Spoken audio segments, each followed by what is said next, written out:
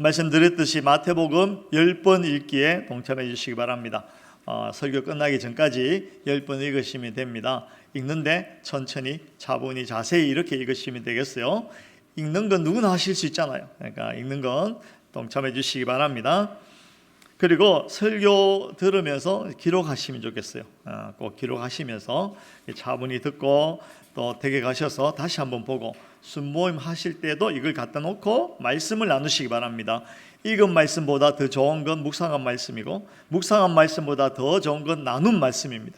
내가 받은 말씀을 내가 깨달은 대로 서로 나눌 때 이 말씀이 내 깊이 새겨지는 것입니다. 그대로 살 수 있는 것이니까요. 꼭 그렇게 하시기 바랍니다. 자, 마태복음 1장부터 2장까지는 예수 그리스도의 오심에 대해서 예수님께서 오셨는데 그것이 어떤 의미를 가지고 있는가에 대해서 말씀하시고요. 오늘 3장부터는 이야기가 이제 전개가 달라집니다. 무슨 이야기로 넘어가냐면 예수님께서 드디어 공생애를 시작하시는 그런 내용이 시작이 됩니다. 그 예수님의 공생애가 시작되는데 오늘 등장인물이 한 명 등장하죠. 누구입니까? 세례 요한입니다. 세례 요한은 예수님보다 6개월 앞섰어요. 6개월. 한 형제였으면 연년생도 아니고 형제일 수가 없군요. 6개월 앞섰으니까 그렇게 예수님보다 6개월 먼저 이 땅에 와서 사명을 가지고 왔습니다. 성경에 보면 이사야 선지자가 그에 대해서 이야기하기를 광야에 외치는 자다. 광야에서 외치는 자다. 광야에서 외치는 자의 소리가 있을 것이다. 그 소리가 무엇이냐면 주의 길을 준비하라. 그가 오실 길을 곧게 하라. 세례 요한이 먼저 와서 예수님이 오실 길을 먼저 닦아 놓는 것입니다. 주님 오신다, 주님 오신다 라는 이야기를 쭉 하는 것이죠. 그가 외친 일성이 무엇입니까? 세례 요한이 광야에서 외치는 일성이 뭐냐면 회개하라, 천국이 가까이 왔느니라. 여러분 따라해서 해보실래요? 회개하라, 천국이 가까이 왔느니라. 네, 감사합니다. 오늘은 그 세례 요한의 일성 중에서 천국에 대한 이야기를 하려고 합니다. 천국. 제가 누차 말씀드렸지만 천국은 죽어서 가는 곳일까요? 아닐까요? 죽어서 가는 곳입니까? 아닙니다. 천국은 물론 우리가 죽어서도 가지만 이 땅에서 이미 시작된 곳이 천국입니다. 천국. 이 말에서 이제 오해를 하게 되는 것이죠. 여러분, 우리 교회 비전 아십니까? 우리 교회 비전이 어디에 적혀 있냐면 엘리베이터 딱 내리시면 앞에 딱 적혀 있습니다. 그 비전이 무엇이라고 되어 있냐면 하나님 나라 복음으로 세우는 선교적 교회. 하나님 나라 복음으로 세우는 선교적 교회. 복음은 복음인데 복음을 강조하는데 어떻게 강조하냐면 하나님 나라 복음으로 세우는 선교적 교회 이렇게 붙여놨어요. 그러니까 성경의 핵심은 하나님 나라, 다른 말로 하면 오늘 성경에 있는 천국을 이야기하는 것입니다. 천국은 하늘에 있는 나라가 아니고 하나님의 나라를 천국이라고 하는 것입니다. 하나님의 나라. 여러분, 우리가 흔히 나라 하면 필요한 것이 있죠. 무엇이냐면 3요소 그렇게 이야기합니다. 그래서 땅이 있어야 되고 영토, 백성, 국민이 있어야 되고 그 다음에 주권, 통치, 다스림이 있어야 된다. 그것이 있어야 나라다. 이렇게 이야기하잖아요. 그런데 오늘 성경에 있는 하나님 나라는 그 중에서 다스림의 강조가 있는 그런 나라를 이야기하는 것입니다. 하나님 나라가 어떤 나라냐? 이렇게 물어본다면 누가 다스리냐에 따라서 갈라진 거예요. 왜 하나님 나라라고 이야기하냐면 하나님께서 다스리기 때문에 하나님 나라 이렇게 부르는 것입니다. 다시 말하면 하나님께서 통치하시는 곳, 하나님의 법이 통치되어지는 곳, 그곳이 바로 하나님 나라입니다. 그래서 예수님께서 오셔서 말씀하시는 세례 요한이 이야기하는 그 하나님 나라는 이제 하나님의 통치, 하나님의 다스림이 시작되었다 이 이야기하는 것입니다. 저와 여러분들은 하나님 나라 백성입니다. 저와 여러분들은 하나님 나라에 들어가 있는 하나님 나라 백성입니다. 다른 말로 하면 누구의 통치를 받는다는 것입니까? 하나님. 하나님의 통치를 받는 나는 하나님 나라 백성이다.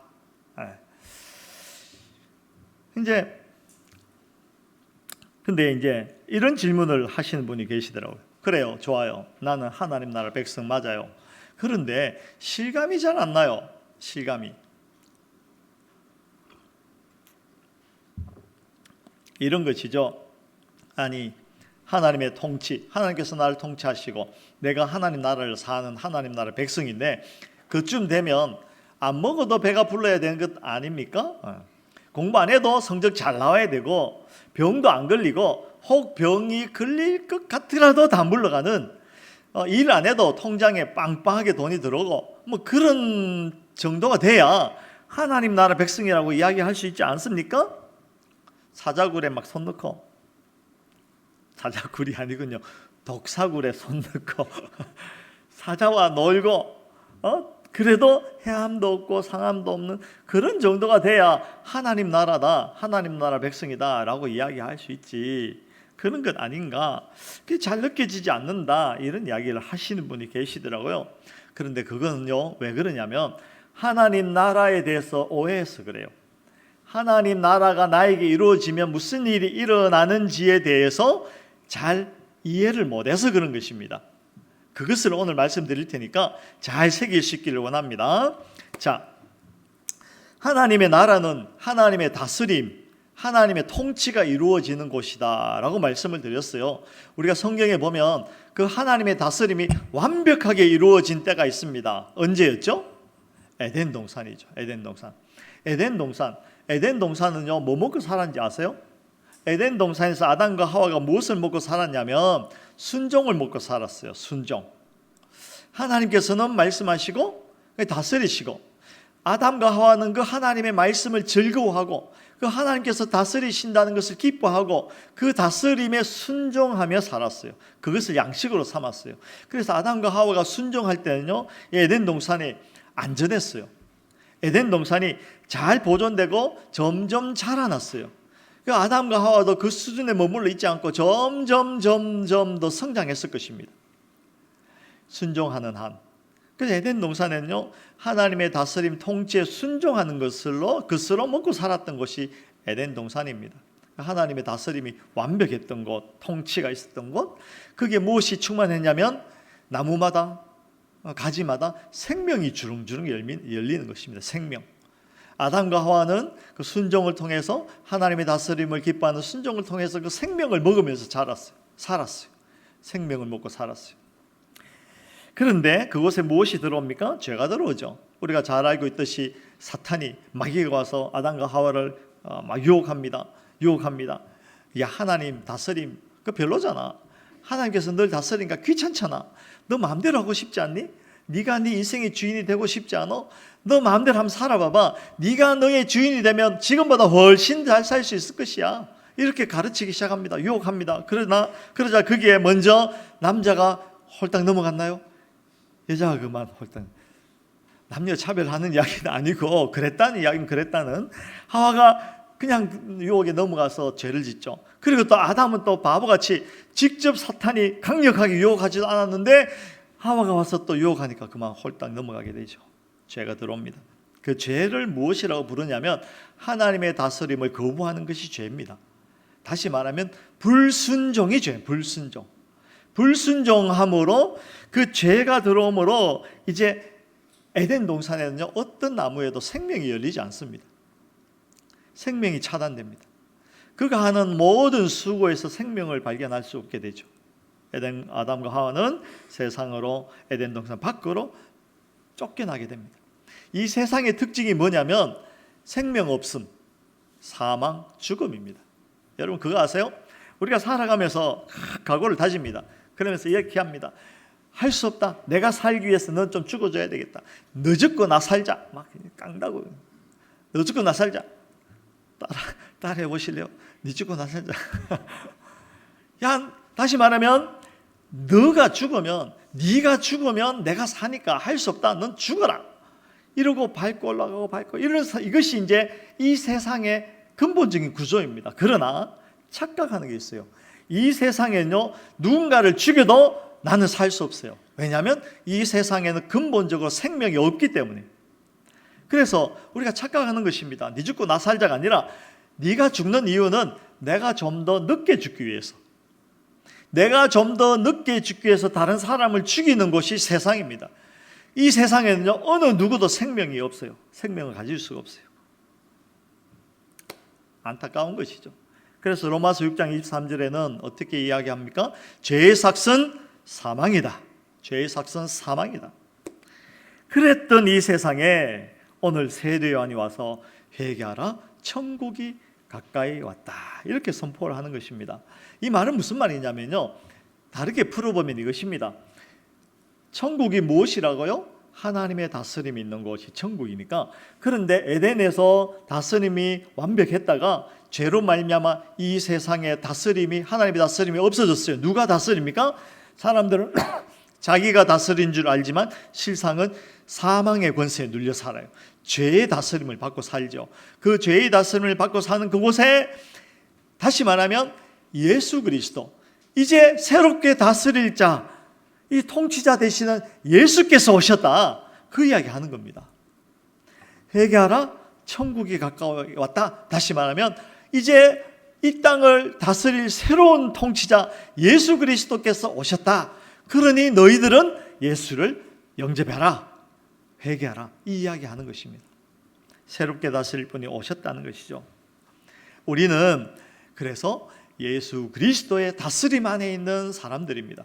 저와 여러분들은 회개하여서 나를 내려놓고 자기를 부인하고 내가 나의 인생의 주인이 되고자 했던 그 모든 것들을 부인하고 그것은 사망이다 라는 것을 이해하고 깨닫고 예수 그리스도를 나의 왕으로 모신 사람들이 저와 여러분들입니다.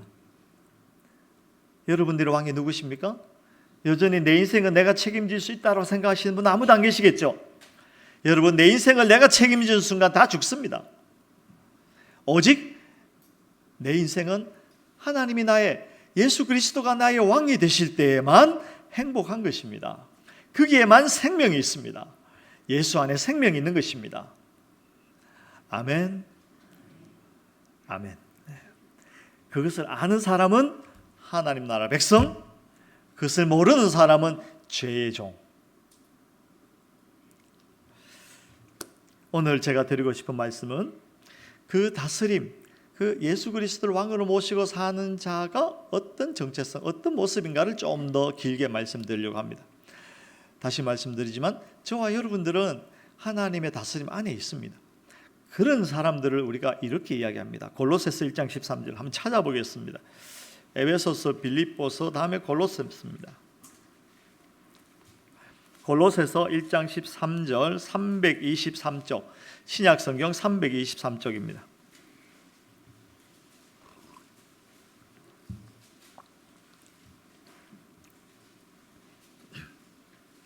골로새서 1장 13절.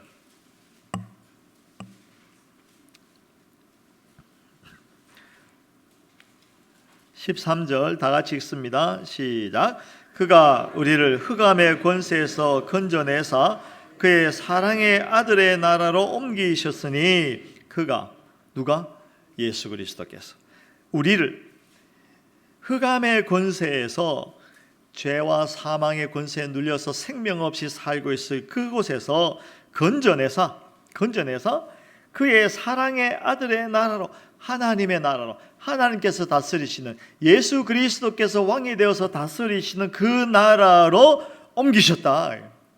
흑암의 권세에서 건져서 옮기셨다는 것입니다. 이것이 우리의 정체성입니다. 우리는 더 이상 흑암의 권세에 눌려있지 않습니다.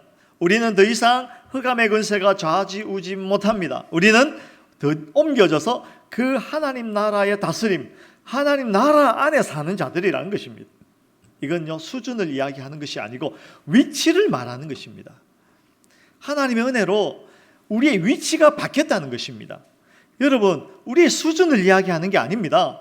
내가 뭘 잘나서, 내가 돈이 많아서, 내가 지식이 많아서, 학벌이 좋아서, 그게 아니라 하나님께서 은혜로 우리를 위치 이동시켜 주셨다라는 것을 이야기하는 것입니다. 우리는 더 이상 죄와 사망의 권세 아래 놓여 있지 않고 하나님께서, 예수께서 다스리시는 그 나라의 백성이 되었다라는 것이 저와 여러분들의 정체성입니다.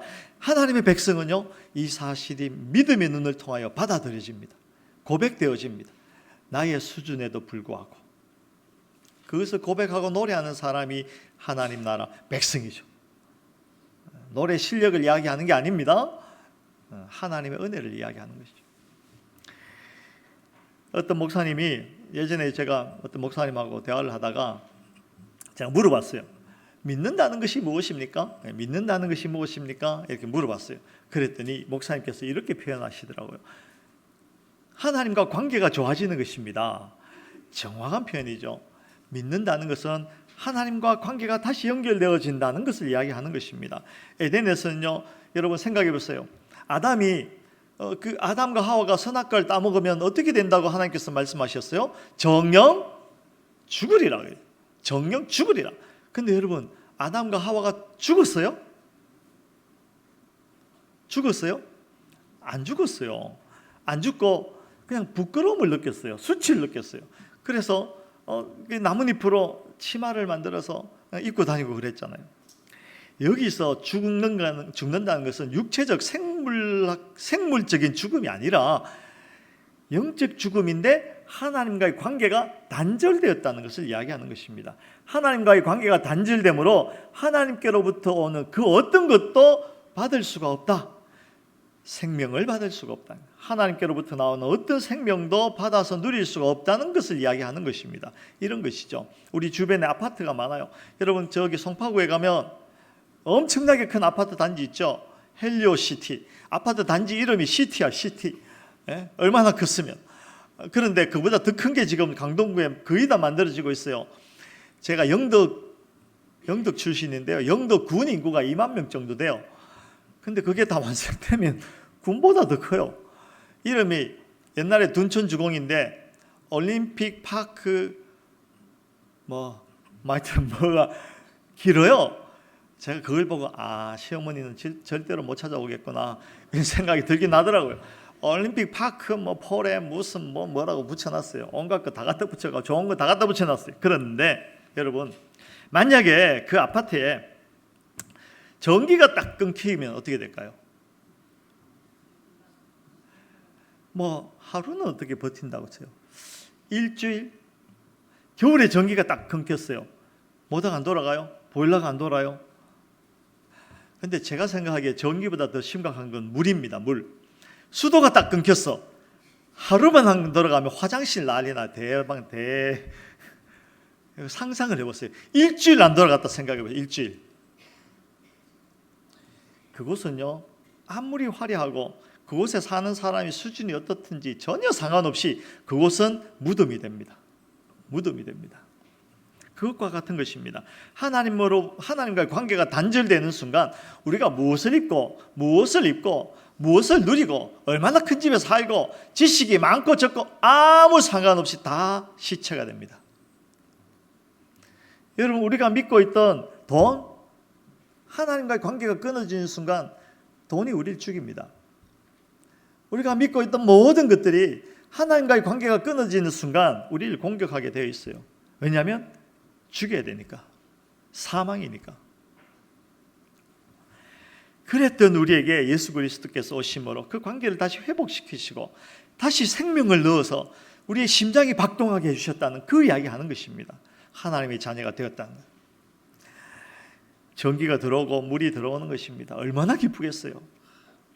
요한복음 1장 12절 영접하는 자 곧 그 이름을 믿는 자들에게는 하나님의 자녀가 되는 권세를 주셨으니 자녀가 여러분 돈이 권력이 아니고요. 아파트 평수가 권력이 아니고 지식이 권력이 아니고 무엇이 권세다? 하나님의 자녀가 되는 것이 권세입니다. 여러분 드라마 많이 보시지 않았어요? 드라마에 보면 신입사원이 나와요. 다 잘생긴 신입사원이 나와가지고 회사에 또 들어갔는데 들어가는 날부터 지각이야. 보통 그럼 지각하면 그냥 오지 않죠. 누구하고 오다가 부딪혀서 커피 쏟고 막 이런 일이 막 벌어집니다. 부장님한테 끌려가요. 너 이 자식, 너 첫날부터 늦고 뭐 혼나요. 근데 그것만 그런 게 아니라 뭐 일 시켜 놓으면 제대로 하는 게 없네. 복사해오라 그래도 복사도 잘못하고 보고서 만들라 그래도 컴퓨터를 못하고 뭐 버벅대고 늦고 뭐 시켰더니 제대로 하지도 못하고 난리가 나요. 그럼 부장님이 또 불러서 이놈아 이리 와봐. 너 이 자식 너 이래가 되겠나? 너 학교 다닐 때 뭐 배웠니?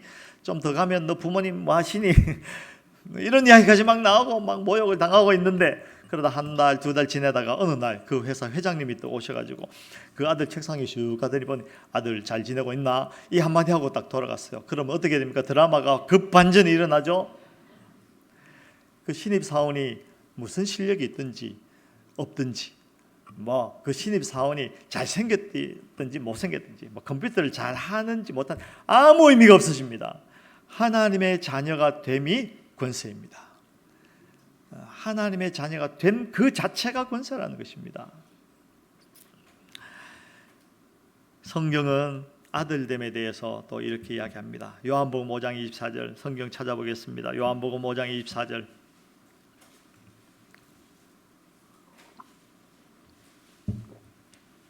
요한복음 5장 24절.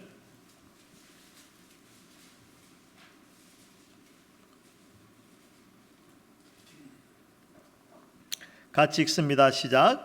내가 진실로 진실로 너희에게 이르노니 내 말을 듣고 또 나 보내신 이를 믿는 자는 영생을 얻었고 심판에 이르지 아니하나니 사망에서 생명으로 옮겼느니라. 아멘. 하나님의 아들은 이렇다는 것입니다.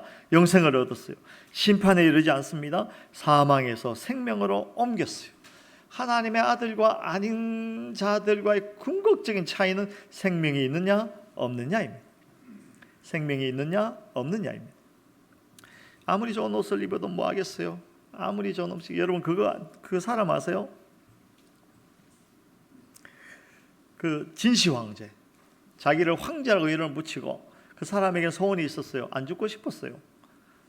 안 죽고 싶었어요. 그래서 불로초, 안 늙으면 안 죽을 줄 알고 불로초를 찾아서 전 세계를 돌아다녀요. 그가 알았던 것이죠. 먹고 자고 입고 하는 것이 무슨 의미가 있는가? 죽는데 그게 무슨 의미가 있는가? 그래서 그는 죽기 싫었어요. 의미를 찾고 싶었어요. 근데 찾았어요? 못 찾았어요? 못 찾았어요. 그도 죽었어요. 생명이 있을 때, 생명이 보장될 때 비로소 음식 맛을 느낄 수가 있어요. 맛있는 음식이 언제 맛있냐면요, 생명이 있을 때, 내 안에 생명이 있을 때 비로소 그 음식이 맛이 있어지고 내가 입는 옷이 얼마나 멋지고 그런지를 알게 되는 것입니다. 히브리서 4장 16절 찾아봅니다. 히브리서 4장 16절. 히브리서 4장 16절.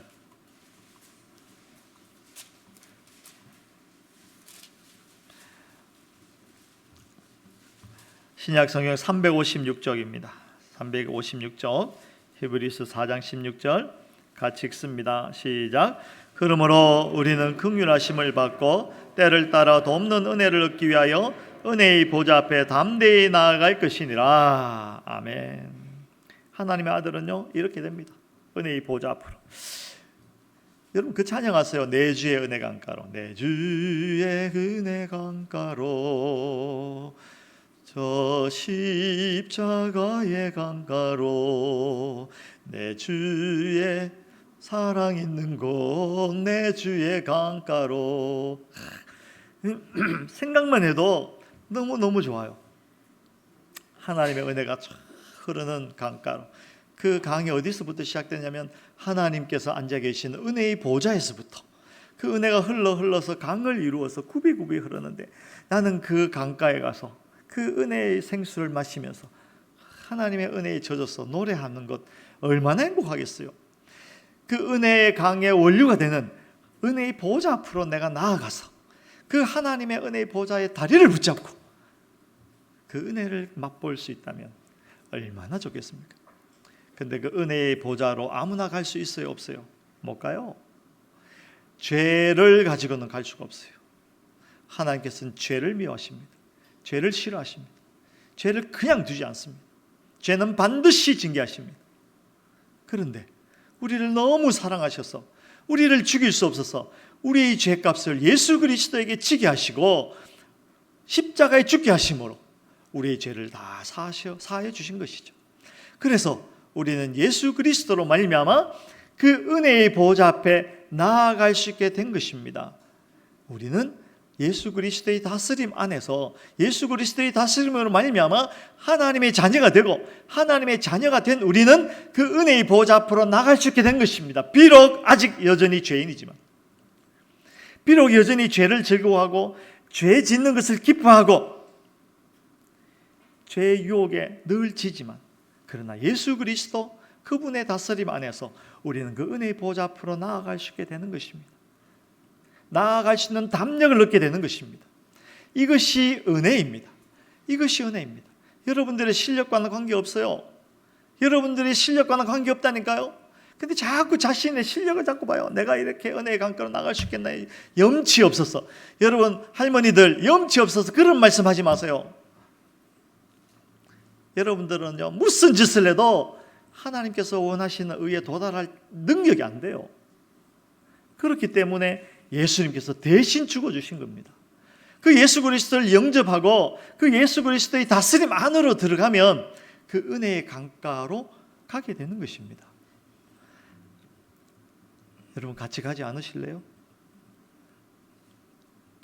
가든지 말든지 알아서 하세요. 저는 갈 테니까. 그런 사람들은요 기도할 때 어떻게 하냐면 그 은혜의 보좌 앞으로 가서 구구절절 막 복잡하게 하지 않아요. 가서 한마디 합니다. 아버지, 저 왔어요. 아빠, 저 왔어요. 그러면 끝. 성경이 그렇게 이야기합니다. 너희는 이렇게 기도해라. 마태복음 6장에 보면요 기도하는 방법이 나옵니다. 마태복음 6장 6절로 8절에 너는 기도할 때 내 골방에 들어가 문을 닫고 은밀한 중에 계신 내 아버지께 기도하라. 은밀한 중에 보시는 내 아버지께서 갚으시리라. 또 기도할 때 이방인과 같이 중언부언하지 말라. 그들은 말을 많이 하여야 들으실 줄 생각하느니라. 그러므로 그들을 본받지 말라. 구하기 전에 너희에게 있어야 할 것을 하나님 너희 아버지께서 아시느니라. 여기 보면요 중언부언하지 말라. 중언부언하지 말라. 중언부언했던 성경에서 중언부언을 열심히 했던 사람들이 있는데 어디 있냐면 갈멜산에 엘리야하고 한판 뜨겠다고 올라갔던 바알의 선지자들, 아스라의 선지자들, 제사장들 그 다 합치면 850명, 물론 그 꼭대기에 850명이 다 간 건 아니지만 850대 1로 붙었어요. 근데 바알과 아스라의 제사장들은요 기도합니다. 기도하는데 어떻게 기도했냐면요 아침부터 저녁까지 길게 했어요. 여러분 썩으시면 안 됩니다. 많이 하면 잘하는 기도라고 썩으시면 안 됩니다. 많이 하는 기도가 잘하는 기도가 아닙니다.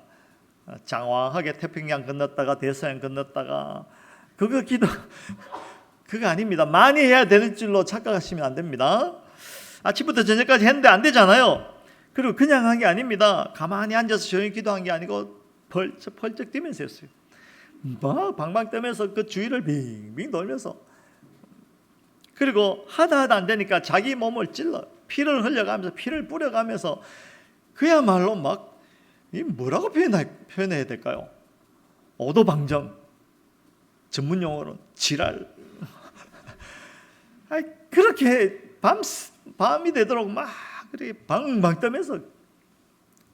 그리고 한 가지 그냥 한 게 아니라 중얼중얼 주문을 외웠어요. 그 당시에 기도를 그렇게 해서 주문을 외웠어요. 주문을 외운다는 것은요 그 뜻이 무엇인지 자기도 몰라. 그리고 해석도 안 되는데 그냥 뜻없이 중얼중얼. 제가 네팔에 갔더니 그 절이 사원이 있더라고요. 사원이 둥그렇게 만들어 놓고 그 둥그런 가장자리에다가 또 둥그런 나무통을 만들고 거기에 경전을 넣었대요. 그리고 또 막 새겨요. 거기다 경전을. 그리고 달아놓고 돌릴 수 있도록.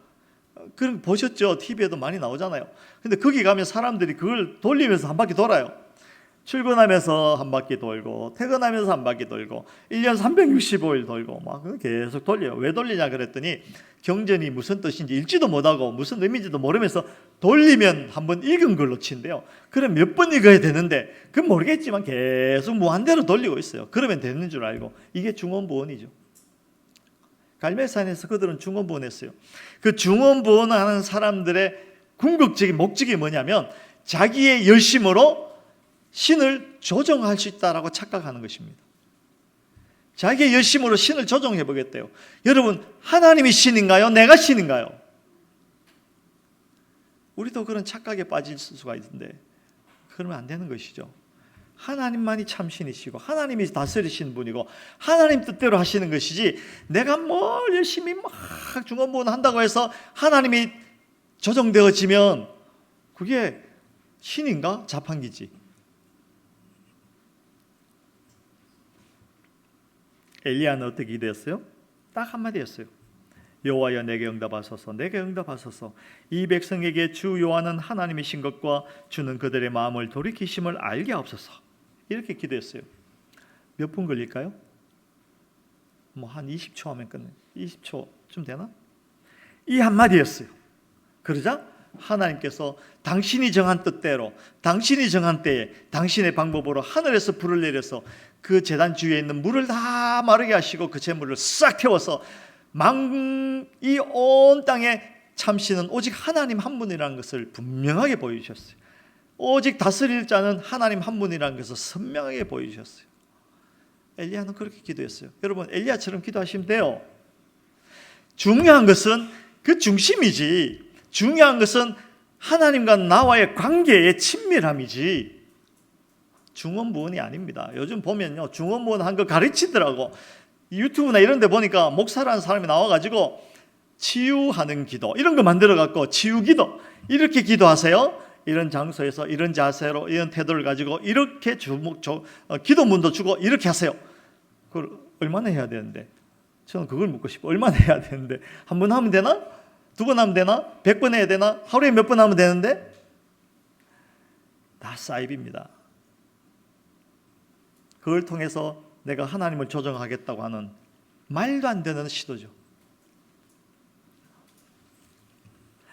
엘리야처럼 기도하십시오. 엘리야는 하나님을 알았고 하나님의 뜻을 알았고 엘리야는 하나님의 다스리심이 얼마나 놀랍고 얼마나 엄청난 것인가를 잘 알았고, 왜냐하면 아들이니까 그 가서 그냥 간단하고 심플하게 아버지 저 왔어요, 그 한마디 했어요. 하나님께서 하십니다. 엘리야가 뭐 대단해서 된 게 아니잖아요. 하나님께서 하시는 겁니다. 우리도 그렇게 아들답게 기도하시기 바랍니다. 아들답게, 딸답게. 어떻게 해요? 아버지 왔니다. 우리 경상도에 가면 아버지 왔니다. 그러면 저희 아버지께서 왔나? 밥 먹어라. 아버지 왔어요. 아버지 왔어요. 아버지 접니다. 충분합니다. 중요한 것은 나와 하나님과의 친밀한 관계. 그리고 성경에 보면 우리가 하나님의 자녀, 아들이 되었다는 것은 교회 공동체의 일원이 되었다는 것을 이야기하는 것입니다. 시간이 지나간 관계로 이건 그냥 잠깐만 말씀드리죠. 예수 그리스도를 중심으로 한 교회 하면 뭐 두셋이 아니라 보통 교회, 에클레시아 하면 뭐 초대교회, 최초의 교회처럼 한 120명 정도 모여있는 그런 무리를 보고 에클레시아 이렇게 이야기합니다. 딱 신흥교회죠. 신흥교회처럼 모여서 하나님을 예배하고 삶을 나누고 서로 기도해주고 섬기고 사랑하고 위로하는 공동체, 그걸 교회 이렇게 부르고, 하나님의 자녀는 그 교회의 일원이 되는 특권을 가지게 된 것입니다. 여러분, 아무나 기도할 수 있어요? 아무나 예배할 수 있어요? 아닙니다. 하나님의 자녀만이 예배할 수 있어요. 하나님의 자녀만이 은혜의 보좌 앞으로 나갈 수 있다니까요. 하나님의 자녀만이 예배하는 것입니다. 그리고 처음의 질문으로 한번 돌아가 보겠습니다. 나는 하나님의 자녀라는데 느껴지지가 않아요. 시험 쳤는데 떨어지고 남들 다 걸리는 병 다 걸리고, 차라리 예수 안 믿는 사람들은 지 마음대로 살아버려도 잘만 살던데 하나님의 자녀가 되어서 하나님의 다스림을 받으니까 죄도 짓기 어렵고, 이게 뭔가요? 하나님의 자녀됨의 실제가 무엇입니까? 이런 질문을 해요. 여러분, 제가 지금부터 드린 말씀을 잘 들으시기 바랍니다. 정말 내가 하나님의 자녀가 되었다, 그래서 내가 손에 잡히는, 우리가 체험적으로 알 수 있는 복은, 그 복은 무엇이냐면 죄에 대한 감각이 생겼다는 것입니다. 성경 찾아보죠. 에베소서 4장 17절. 에베소서 4장 17절.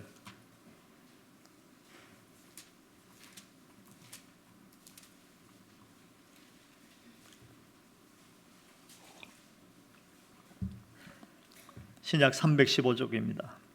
315쪽 에베소서 4장 17절.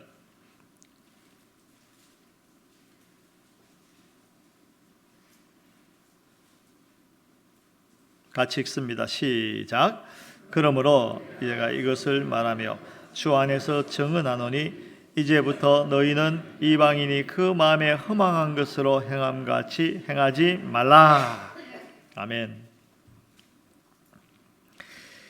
죄에 대한 감각이 생기는데요, 그 마음에 허망한 것으로 행함같이 행하지 말라라는 말씀이 무슨 말씀인지를 비로소 이해하게 됩니다.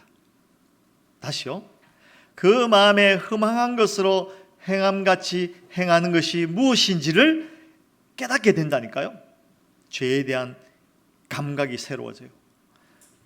말하자면 이것입니다. 이전에는 허망하게 살았지만 그것이 허망한 것인 줄 몰라. 죄를 지으면서도 그것이 죄인 줄을 몰라. 죄를 즐거워해요. 죄를 기뻐해요. 죄를 지으면서 슬퍼하지도 않아요.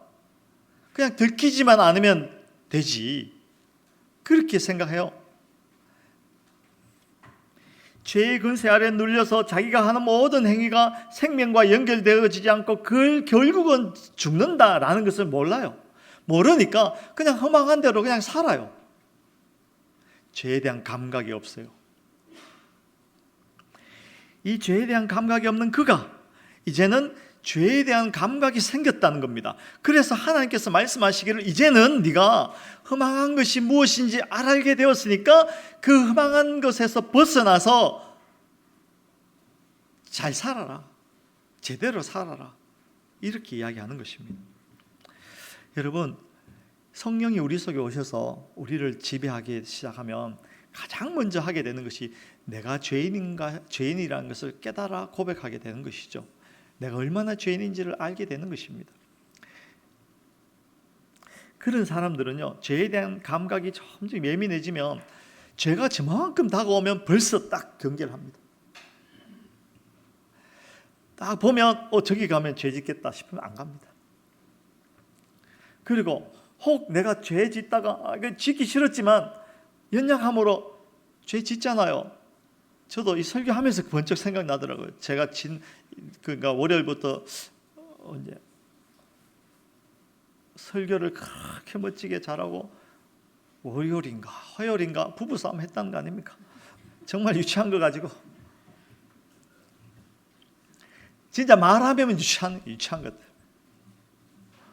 근데 제가 생각해봐요. 이렇게 안 알고 살 수는 없는가?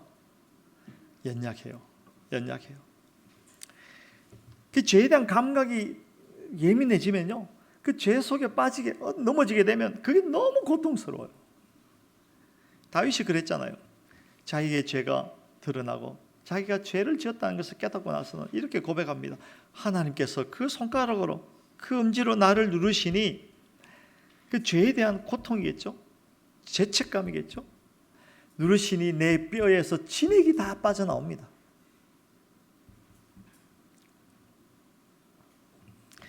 그래서 고백하죠. 내 속에 정직한 영을 새롭게 하여 주시옵소서. 나를 새롭게 하여 주시옵소서. 죄에 대한 감각이 새로워지면요, 사실 괴로워요. 그냥 모르고 살면. 근데 죄에 대한 감각이 새로워지면요, 너무 괴로워요. 그런데 그게 은혜입니다. 그 괴로움과 찔림이 반복될수록 점점 우리는 생명으로. 사춘기 아이들이 이렇게 모여서 이야기하는 것을 제가 예전에 들었는데요. 이놈의 기집애들이 모여서 이야기하는데 뭐라 그러고, 우리 집에 그 아줌마 맨날 우리 집 그 아줌마 우리 집 그 아줌마 누구를 이야기하는 겁니까? 엄마. 자기 엄마를 보고 우리 집 아줌마 왜 그런가 보니까 맨날 잔소리 한다는 거예요. 일찍 일어나라, 빨리 들어와라, 공부 좀 해라. 그래 우리 아줌마 그 말은 뭐냐면은 우리 엄마 사라졌으면 좋겠다. 우리 엄마 사라졌으면 좋겠다. 그 이야기잖아요. 그런데 여러분, 엄마라는 존재가 집에서 한 3일쯤 사라지면 그 집이 어떻게 되는지 아시죠? 엄마가 사라지면 그 전기 안 들어오는 아파트고요, 물 안 들어오는 아파트입니다. 저도 해봤는데요, 못 살겠더라고요. 잔소리 해주는 엄마가 있는 게 복입니다. 복입니다. 하나님께서 내 속에 감각을 새롭게 하셔가지고 찔림 있게 하고, 찔림이 나를 찔러서 견딜 수 없는 그때에 하나님께서 나를 주목하고 계시는구나, 하나님께서 나를 사랑하시는구나, 하나님께서 나를 위하여 크신 일을 행하시는구나 라는 것을 비로소 알게 돼요. 찔림이 은혜입니다. 저는 설교로 찌르지 않습니다. 근데 맨날 제 이야기하고 설교로 특정인을 찌르지 않습니다. 그러나 제가 특정인을 찔렀다 하더라도 찔림이 오면 하나님께서 찌른 줄 아시고 감사하시기 바랍니다. 찔림이 은혜입니다. 그리고요, 그게 막 예민해지면 그 다음 순간에 무엇이 일어나냐면, 말씀드린 대로 하나님께서 나를 사랑하시는구나, 여전히 나를 포기하지 않으려 하셨구나. 여러분, 부모가 포기하면요 잔소리 왜 합니까? 안 하잖아요. 죽든지 말든지. 그러나 부모는 포기하지 않습니다. 엄마는 포기하지 않습니다. 나에게 찔림이 오는 그때 하나님께서 여전히 나를 사랑하시고 나를 향한 크신 계획을 가지고 계시는구나, 나를 여전히 이해하시고 받아주시는구나, 그게 깨달아지고 그게 점점 커지고 그 다음 순간에 감사가 나오게 돼 있어요. 그것 때문에 우리가 여기 와서 예배하는 것입니다. 그것 때문에 감사하게 됩니다. 그 감사는요 점점 커집니다. 하나님께서 나를 향하신 구원의 계획이 완성되겠구나 라는 것을 당겨서 이해할 수 있게 됩니다. 아직 완성되지 않았지만, 아직 보이지 않지만, 아직 우리에게 선명하지 않지만, 그러나 내가 지금 이곳에서 하나님의 자녀가 돼서 감각이 새로워질 때 그것이 믿어지는 믿음의 크기가 점점 커지면서 지금 이 땅을 살면서 하나님 나라의 완성된 하나님 나라의 그 복이 누림으로 다가오는 것입니다. 누려진다니까요. 물론 사람에 따라서 그 감각이 아직은 약간 무딘 사람도 있고 예민한 사람도 있겠죠. 한 말씀만 덧붙이면 박영수 목사님이 그렇게 이야기했어요. 이 사람이 진짜 구원받았는지 안 받았는지를 어떻게 알 수 있습니까? 믿음이라는 것은 내면에 있는 것이니까 잘 모르잖아요. 근데 이거 보면 안다 그러시더라고요. 그래서 제가 이거 맞다. 어려울 때 하나님 찾는 사람은 믿는 사람입니다. 왜냐하면 하나님의 존재를 믿고 하나님의 일하심을 믿기 때문에 어려울 때 기도하잖아요. 그 사람은 다 하나님의 자녀입니다. 여러분, 어려울 때 하나님 안 찾으세요? 무당 찾아가시나요? 하나님 찾아가시잖아요. 그 사람은 하나님의 자녀입니다. 자, 말씀을 정리하겠습니다. 하나님의 자녀가 되었다는 그 신분의 변화에 대해서 말씀드렸습니다. 그것을 잘 인식하시고 무엇보다도 죄에 대한 감각이 새로워지고 죄를 멀리하게 되고, 무엇보다도 그것으로 말미암아 하나님께서 지금 나를 향한 그 크신 일들을 점점점 진하고 강하게 느낄 수 있게 되는 것이죠. 그래서 이 땅을 살면서 완성될 하나님 나라를 누리면서 살게 되는 것입니다. 그 하나님과 한 주간 동행하시는, 그래서 멋지게 승리하시는 하나님 나라 백성 되시기를 주의 이름으로 축원합니다.